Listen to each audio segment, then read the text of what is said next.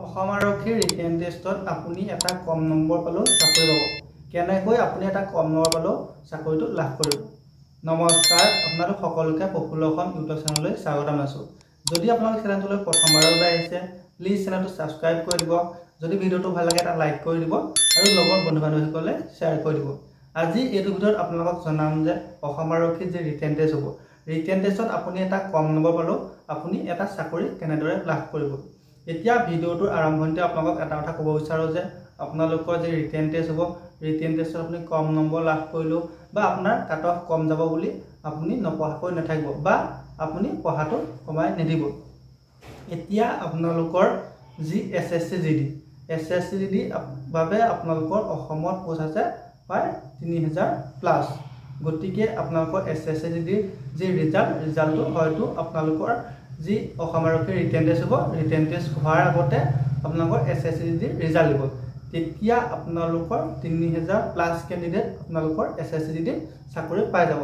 আৰু আপোনালোকৰ যি 3000 প্লাছ কেণ্ডিডেট আপোনালোকৰ চাকৰি পাব, সেইখিনিয়ে আপোনালোকৰ বহুখিনি কেণ্ডিডেট আপোনালোকৰ অসম আৰক্ষীৰ যি ফিজিকেলটো পাছ কৰি থৈছে। এতিয়া আপোনালোকৰ যি সকলে আপোনালোকৰ চাকৰি পাব, তেওঁলোকে কেতিয়াও অসম আৰক্ষীৰ ৰিটেন টেষ্টটো নিদিয়ে। কাৰণ আপোনালোকৰ SSC/GDটো হৈছে চেণ্ট্ৰেলৰ চাকৰি আৰু অসম আৰক্ষীটো হৈছে ষ্টেটৰ চাকৰি। গতিকে আপোনালোকৰ এটা চেণ্ট্ৰেলৰ চাকৰি এৰি কোনো আপোনালোকৰ ষ্টেটৰ এটা চাকৰি নকৰে।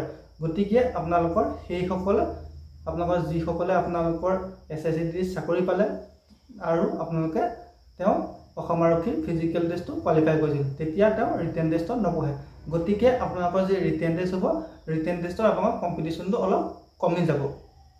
গতিকে আপোনালোকৰ ৰিটেন টেষ্ট যদি আপোনালোকৰ SSC/GD ৰিজাল্ট দিয়াৰ পাছত হয়, তেতিয়া আপোনালোকৰ বহুখিনি আপোনালোকৰ কেণ্ডিডেটে আপোনালোকৰ ৰিটেন টেষ্ট নিদিয়ে। তেতিয়া আপোনালোকৰ যি প্ৰায় 3000 প্লাছ কেণ্ডিডেটে আপোনালোকৰ SSC/GD চাকৰি পাব, আপোনালোকৰ সেইসকলৰ ভিতৰত আপোনালোকৰ মিনিমাম আপোনালোকৰ প্ৰায় আপোনালোকৰ 700 কেণ্ডিডেটে আপোনালোকৰ অসম আৰক্ষীত চাকৰি পালেহেঁতেন। কাৰণ যিটো ল'ৰাই আপোনালোকৰ SSC/GD ৰিটেন টেষ্ট তাৰপিছত আপোনালোকৰ ৰানিং বা মেডিকেল কোৱালিফাই কৰিছে, সেই ল'ৰাতে আপোনালোকৰ অসম আৰক্ষীৰ যি AB হওক বা UB হওক বা APR হওক, তেওঁ এটা চাকৰি ল'ব পাৰিব। বহুতে পাৰিব, কাৰণ আপোনালোকৰ দুইটাৰে আপোনালোকৰ কম্পিটিশ্যনটো সমানেই হয়। সেইবাবে আপোনালোকৰ যদি আগতীয়াকৈ যদি তেওঁলোকক পোষ্টিং দি দিয়ে, ৰিজাল্ট দি দিয়ে, তেতিয়া বহুত বেছি ভাল হ'ব। যদি আপোনালোকৰ ৰিটেন টেষ্টৰ আগতে যদি ৰিজাল্ট দি দিয়ে, তেতিয়া বেছি ভাল, কাৰণ তেওঁলোকে ৰিটেন টেষ্টটো নিদিয়ে। যদি আপোনালোকৰ ৰিটেন টেষ্টৰ পাছৰ ৰিজাল্ট দিয়ে, তেতিয়া অলপ বেয়া হ'ব, কাৰণ তেওঁলোকে ভালে গুচি যাব। গতিকে SSC/GD যিটো ৰিজাল্ট, সেই ৰিজাল্টটো সোনকালে দিলে আপোনালোকৰ অসম আৰক্ষীৰ যিসকলে ৰিটেন টেষ্ট দিব, তেওঁলোকৰ বাবে সুবিধা হ'ব। এতিয়া আপোনালোকৰ যেতিয়া আপোনালোকৰ সেইসকলে ৰিটেন টেষ্ট নিদিয়ে, তেতিয়া আপোনালোকৰ এটা পোষ্টৰ এগেইনষ্টত যি 5জনকৈ মাতে, তেতিয়া আপোনালোকৰ মিনিমাম 4জনমানকৈ হৈ যাব। কাৰণ আপোনালোকৰ 3000 প্লাছ কেণ্ডিডেট চাকৰি পালে, আপোনালোকৰ প্ৰায়খিনিয়ে আপোনালোকৰ ৰিটেন টেষ্ট দিবলৈ পালেহেঁতেন। গতিকে সেইবাবে আপোনালোকৰ কাট অফ মাৰ্কটো অসম আৰক্ষীৰ এইবাৰ অলপ কম যাব। তাৰপিছত এইবাৰ যি অসম আৰক্ষীৰ ইণ্টাৰভিউ পাতিছে, ইণ্টাৰভিউত আপোনালোকৰ অভাৰলেপিং নহয়। কাৰণ আপোনালোকৰ এজন কেণ্ডিডেট, তেওঁ ল'ৰাই হওক বা ছোৱালীয়ে হওক, তেওঁ যদি ছায়েন্স ষ্ট্ৰীমত হায়াৰ ছেকেণ্ডেৰী পাছ, তেতিয়া তেওঁ APR বাবে এপ্লাই কৰিছে, তাৰপিছত তেওঁ UB বাবে এপ্লাই কৰিছে, তাৰপৰা তেওঁ AB বাবে এপ্লাই কৰিছে। যদি তেওঁ ড্ৰাইভিং লাইচেঞ্চ আছে, তেতিয়া তেওঁ ড্ৰাইভাৰৰ বাবে এপ্লাই কৰিছে, বা অন্য যদি চাৰ্টিফিকেট আছে তেওঁ সেইবাবেও এপ্লাই কৰিছে। এতিয়া আপোনালোকৰ যিটো আপোনালোকৰ প্ৰচেছত ইণ্টাৰভিউ পাতিছে, যদি আপুনি অসম আৰক্ষী AB UBত এপ্লাই কৰিছে, তেতিয়া আপুনি বেলেগকৈ ইণ্টাৰভিউ, তাৰপিছত আপোনালোকৰ APR বাবে বেলেগকৈ ইণ্টাৰভিউ, তাৰপিছত আপোনালোকৰ ড্ৰাইভাৰৰ বাবে বেলেগকৈ ইণ্টাৰভিউ হোৱা নাই। আপোনালোকৰ সেই সকলোবোৰ মিলাই আপোনালোকৰ ইণ্টাৰভিউ এবাৰেই হৈছে। গতিকে তেওঁ এবাৰেই ৰানিং কৰিছে, তাত যদি এটা তেওঁ ভাল মাৰ্ক লাভ কৰিছে, তেতিয়া তেওঁ ৰিটেন টেষ্ট দিবলৈ পাইছে। গতিকে আপোনালোকৰ যি অভাৰলেপিং ছিষ্টেম আছে, সেই অভাৰলেপিং ছিষ্টেমটো নহ'ব। এতিয়া তেওঁ যেতিয়া ৰিটেন টেষ্ট দিব, তাৰপিছত তেওঁ প্ৰিফাৰেঞ্চ দিব লাগিব। ৰিটেন টেষ্টৰ আগতো তেওঁ এতিয়া প্ৰিফাৰেঞ্চ দিছে। গতিকে আপোনালোকৰ তেওঁ যদি কিবা কাৰণত আপোনালোকৰ ধৰি লওক তেওঁ ফাৰ্ষ্ট প্ৰিফাৰেঞ্চৰ যি কাট অফ মাৰ্কতে কভাৰ নগ'লে, তেওঁ ছেকেণ্ড প্ৰিফাৰেঞ্চলৈ গুচি আহিব, বা থাৰ্ড প্ৰিফাৰেঞ্চ, ফ'ৰ্থ প্ৰিফাৰেঞ্চ তেনেকৈ হৈ যাব। গতিকে আপোনালোকৰ যি অভাৰলেপিংটো এইবাৰ নহয়। সেইবাবে আপোনালোকৰ কাট অফ মাৰ্কটো কমিব। কাৰণ যদি আপোনালোকৰ এই ছিষ্টেমটোত অসম আৰক্ষীৰ ইণ্টাৰভিউ নাপাতিলেহেঁতেন, তেতিয়া এজন কেণ্ডিডেটে APRটো চাকৰি পালেহেঁতেন, তাৰপিছত AB বা UBটো পালেহেঁতেন, তাৰপৰা ড্ৰাইভাৰটো পালেহেঁতেন, বা বেলেগ এটা চাকৰি পালেহেঁতেন।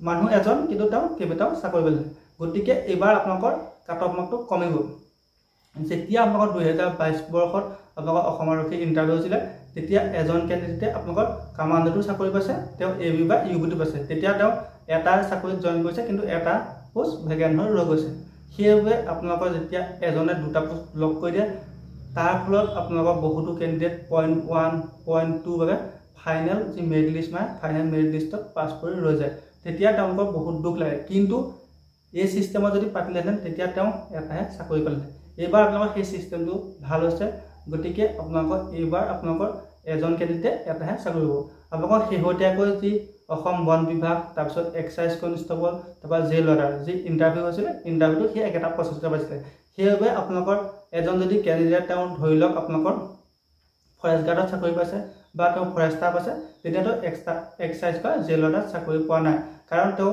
যদি গ্ৰেজুৱেশ্যন কৰি ফাৰ্ষ্ট প্ৰিফাৰেঞ্চ যদি ফৰেষ্টাৰ দিছিলে তেতিয়া তেওঁ ফৰেষ্টাৰ যদি কাট অফ মাৰ্ক মিলিছিলে কাট অফ মাৰ্ক ফৰেষ্টাৰতে পালে যদি সেকেণ্ড প্ৰিফাৰেঞ্চ ফৰেষ্ট গাৰ্ড দিছিলে তেওঁ ফৰেষ্ট গাৰ্ডতে ৰৈ গ'ল তেওঁ কিন্তু ৰিটেন টেষ্ট 5টা বাবে দিছে কিন্তু তেওঁ চাকৰি এটাই লাভ কৰিছে ইনে হোৱাহেঁতেন আপোনালোকৰ যদি বেলেগ বেলেগকৈ ইণ্টাৰভিউ পাতিলে তেতিয়া তেওঁ ধৰি লওক আপোনাৰ ফৰেষ্ট গাৰ্ডত পালে তাৰপিছত আপোনালোকৰ এক্সাইজতো পাব জেলৰো পাব তেতিয়া এজন মানুহে 3টা পোষ্ট লক কৰিলে কিন্তু সেইটো হ'বলৈ নাপালে সেইবাবে আপোনালোকৰ বহুতে চাকৰি পালে কোনো ধৰণৰ ভেকেণ্ট ৰৈ যোৱা নাই কিন্তু এনেকুৱা হৈছে যে বহুতো আপোনালোকৰ মানুহে আপোনালোকৰ ধৰি লওক তেওঁ ফৰেষ্ট গভৰ্ণমেণ্টত চাকৰি পাইছে বা সেই লগতে আপোনালোকৰ 3rd গ্ৰেড 4th গ্ৰেডৰ যি এডিআৰই পৰীক্ষা আছিল এডিআৰই চাকৰি পালে সেইবাবে আপোনালোকৰ বহুতে ধৰি লওক আপোনালোকৰ ফৰেষ্ট গাৰ্ডত পোষ্ট থাকি গ'ল বহুতে জইন নকৰিলে কিন্তু সেইসকলে আপোনালোকৰ এডিআৰই 3rd গ্ৰেডৰ চাকৰি পাইছে সেইটো আপোনালোকৰ বেলেগ কথা কিন্তু আপোনালোকৰ একেটা ডিপাৰ্টমেণ্টতে তেওঁ দুটা চাকৰি পোৱা নাই গতিকে এইবাৰো আপোনালোকৰ চিষ্টেমটো ভাল হৈছে আপোনালোকৰ এপিআৰ আৰু এবিইউবি ড্ৰাইভাৰ কনষ্টেবল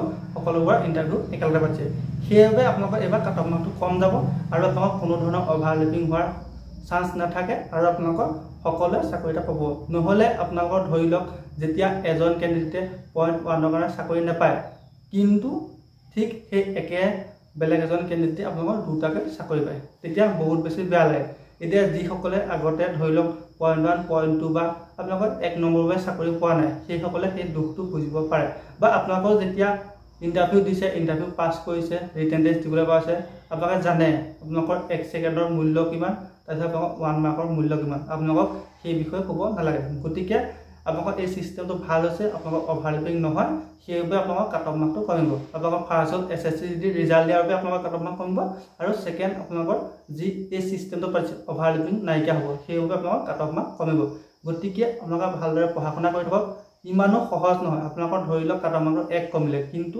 আপোনালোকৰ এটা বছৰ এগেইনষ্টত 5জনে ৰিটেন দিব আপুনি তাৰে 4জনক পাছ পেলাব লাগিব আপুনি ৰিটেনত 3জনক পাছ পেলাব লাগিব তাৰপিছত আপুনি ভাগ আকৌ এজনক উলিয়াব লাগিব আপুনি 4জনক বাহিৰকৈ এটা পোষ্ট ল'ব লাগিব গতিকে ভালদৰে পঢ়া শুনা কৰক ভালদৰে যুঁজ দিবলৈ চেষ্টা কৰক ধন্যবাদ